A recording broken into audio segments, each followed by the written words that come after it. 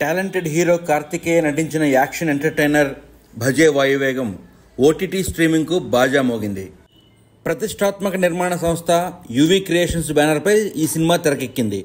అప్పుల పాలై ఆత్మహత్య చేసుకున్న వెంకట్ను అక్కున చేర్చుకుంటాడు రాజన్న.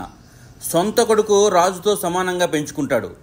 రాజుకు మంచి ఉద్యోగం ఇప్పించాలని, వెంకట్ను క్రికెటర్ను చేయాలని స్తోమత లేకపోయినా కష్టాలు పడుతూనే వాళ్ళిద్దరినీ హైదరాబాద్ పంపిస్తాడు. నగరంలో పాతుకుపోయిన క్రూరమైన వ్యక్తులు జార్జ్, డేవిడ్లకు పల్లెటూరు నుంచి వచ్చిన రాజన్న కొడుకులు వెంకట్, రాజులకు మధ్య శత్రుత్వం పుడుతుంది.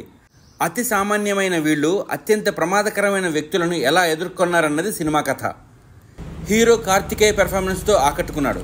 యాక్షన్ సీన్స్లో దుమ్ము రేపాడు. ఐశ్వర్య మీనన్ పాత్ర పరిధి మేర నటించింది. రాహుల్ టైసన్ ఇచ్చిన పాత్రకు న్యాయం చేశాడు. ఎమోషనల్ సీన్లలో తనికెళ్ల భరణి నటన కన్నీళ్లు పెట్టిస్తుంది. జూన్ 31న సినిమా థియేటర్లలో రిలీజ్ అయింది. అప్పుడు ఫలితం ఎలా ఉన్నా ఇప్పుడు ఓటీటీలో సూపర్ రెస్పాన్స్ను అందుకునే ఛాన్స్ ఉంది.